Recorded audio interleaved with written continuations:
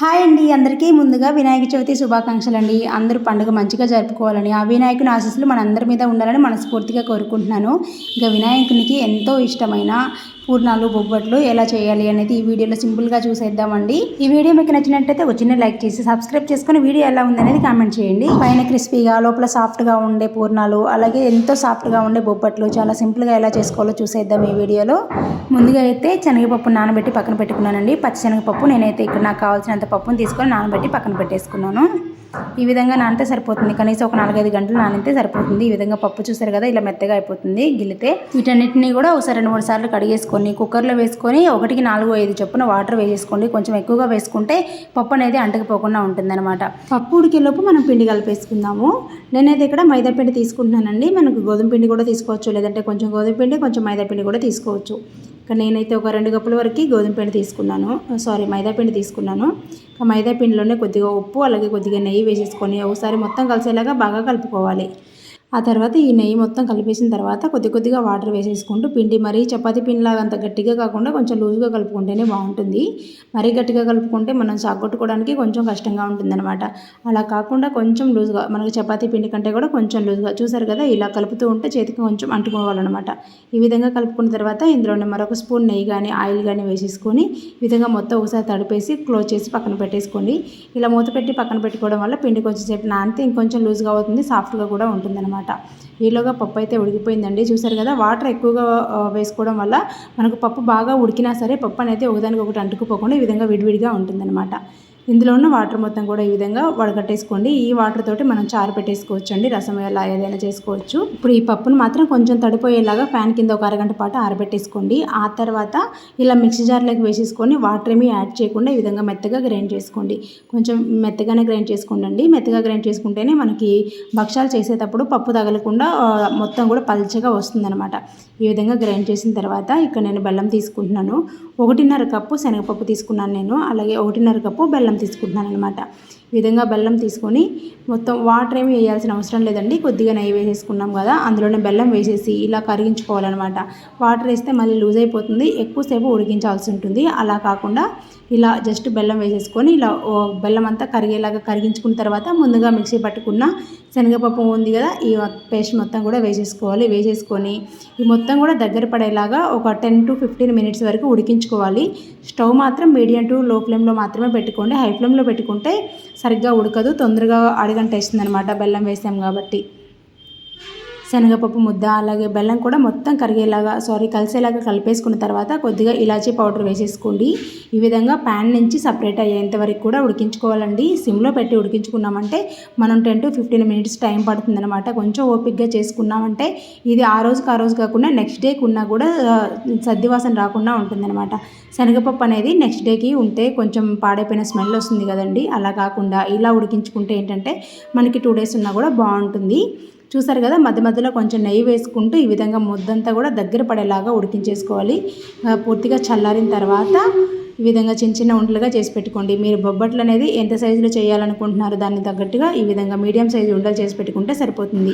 ఇందులో సగం పిండి తీసి పక్కన పెట్టేసుకున్నాను మనకు పూర్ణాల కోసం.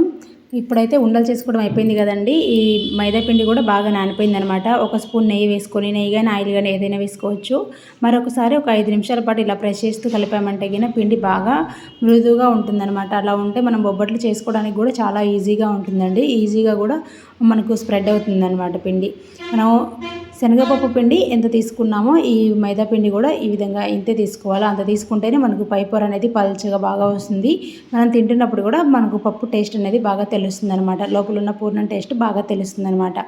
ఇక్కడైతే నేను కవర్ తీసుకున్నానండి. మనకి ఇట్లా ఏదైనా ఒక కవర్ మీద చేసుకుంటే ఈజీగా చేసుకోవచ్చు. ఫస్ట్ టైం చేసేవాళ్ళు కూడా సింపుల్గా చేసుకోవచ్చు అనమాట. ఇంకా విషయం ఏంటంటే మనకు ఆయిల్ కవర్ ఉంటుంది కదండి, ఆయిల్ తీసేసిన తర్వాత ఆయిల్ కవర్లో కూడా చేసుకోవచ్చు. ఇంకా ఆయిల్ ఉంటుంది కాబట్టి ఇంకా బాగా సాగుతుంది.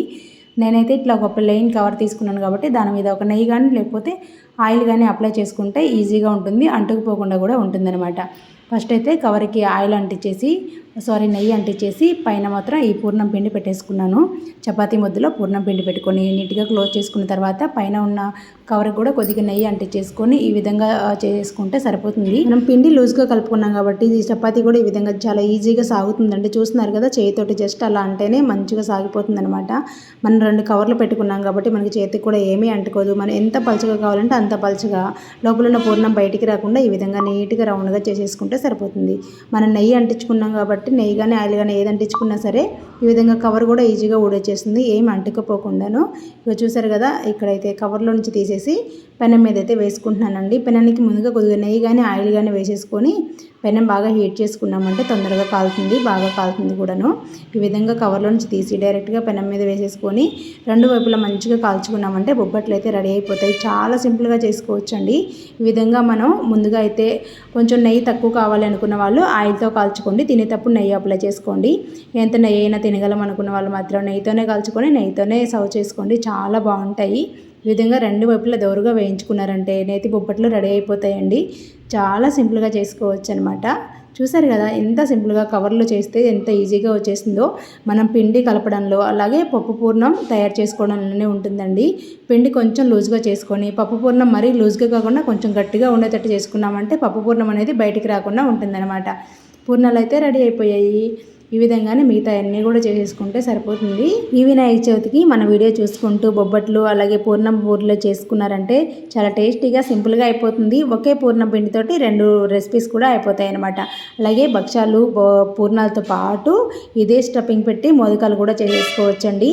కొంతమంది ఒక్కొక్కరు ఒక్కొక్కలాగా స్టఫింగ్ పెడుతూ ఉంటారు కదా, మనం ఇదే స్టఫింగ్ పెట్టుకొని కూడా మోదకాలు అనేది చేసేసుకోవచ్చు. లేదంటే ఇదే స్టఫింగ్ పెట్టుకొని పూర్ణం కజ్జికాయలు ఉంటాయి కదండి, అవి కూడా చేసుకోవచ్చు. మన స్టఫింగ్ అనేది మన ఇష్టం, కొబ్బరి పూర్ణం కానీ అట్లా ఒక్కొక్కలాగా పెడుతూ ఉంటారు కదా, అదనమాట. ఇందాక నేను చేత్తో రుద్దడం చూపించాను కదండి, చేత్తో రుద్దడం కొంచెం కష్టంగా ఉన్న వాళ్ళకి మాత్రం ఈ విధంగా చపాతీ కర్రతోటి కూడా రుద్దుకోవచ్చు. ఒకసారి చూడండి, మరి గట్టిగా ప్రెస్ చేయకుండా లూజ్గా పైన అలా ప్రెస్ చేస్తూ ఉంటే సరిపోతుంది అనమాట.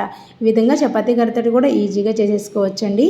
కాకపోతే మనం కవర్కి మాత్రం తప్పకుండా ఆయిల్ కానీ నెయ్యి కానీ అప్లై చేసుకుంటేనే అతుక్కపోకుండా ఈ విధంగా ఎంత పలుచగా రుద్దుకున్నా సరే అస్సలు అతుక్కపోకుండా విడిపోకుండా ఇరిగిపోకుండా మంచిగా వస్తాయి అన్నమాట. మనకు ఎన్ని కావాలంటే అన్నీ ఈ విధంగా చేసుకుంటే సరిపోతుందండి.